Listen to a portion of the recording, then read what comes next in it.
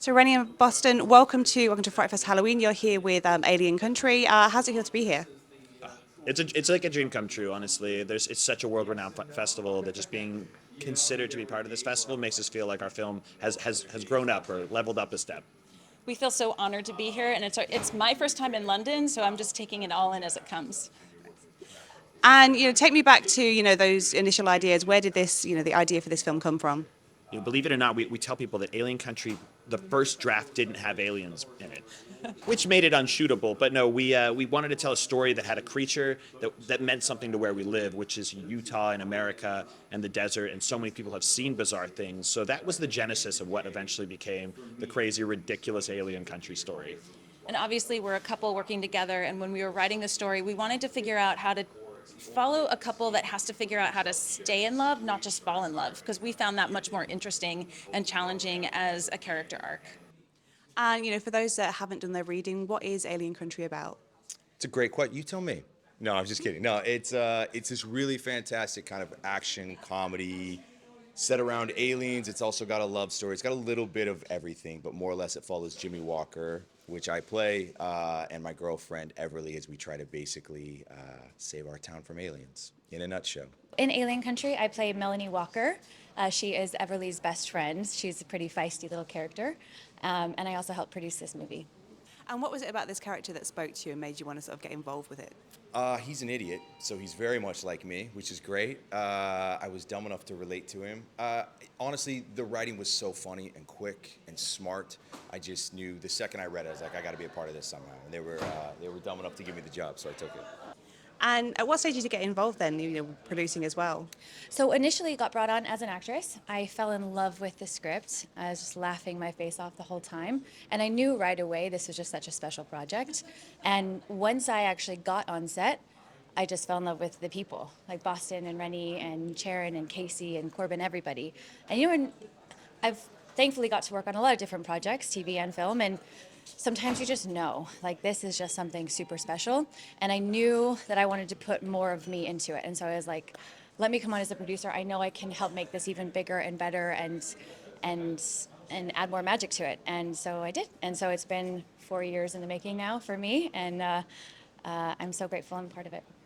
Yeah, it's quite an interesting take on the coming of age story. Yeah, I think ultimately, we wanted to tell a story that would appeal to what we like, our sensibilities, which was great advice we got early on as filmmakers. We did an interview with Stan Lee ages ago in the middle of writing the script, and he just said, write what you love. And that made more sense to us, but we're also finding that families then find this really to be a strong story for them and their kids alike. So yeah, there's something there, and we hope the audiences really feel what we felt out of it.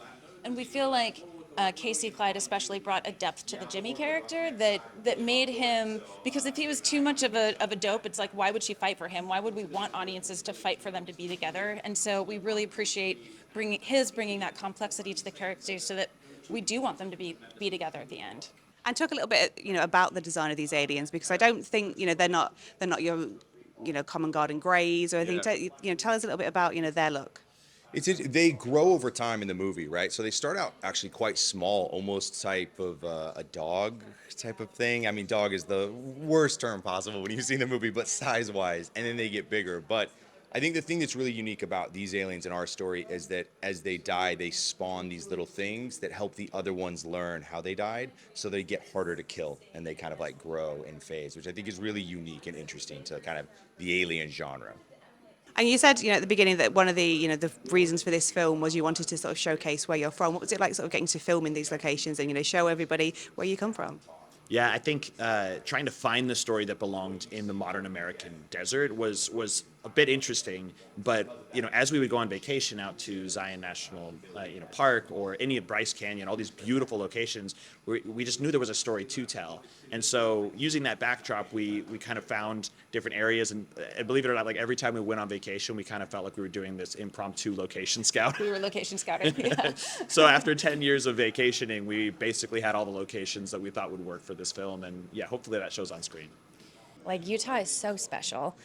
Just the scenery, there's so many different sets you can be on. You can drive for 30 minutes and be in a completely different area. And obviously for a sci-fi space, alien movie, you just have the most incredible, majestic places to shoot at that It's a little different than London, Yeah, just a little bit. but just like these natural wonders of the world that are just right there.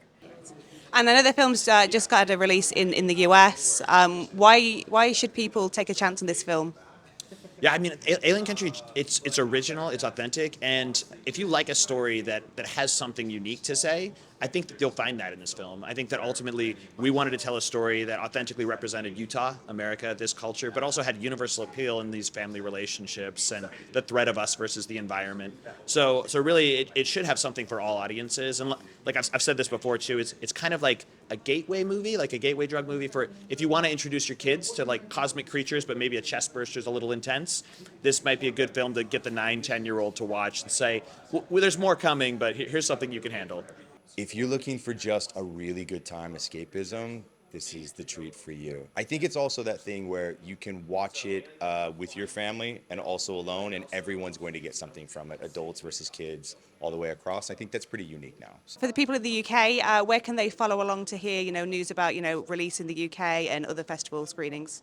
Yeah, follow us at Alien Country. It's really simple. We post regularly, and we have a UK distributor, so the release will be happening fairly shortly, and we're heading globally at this point.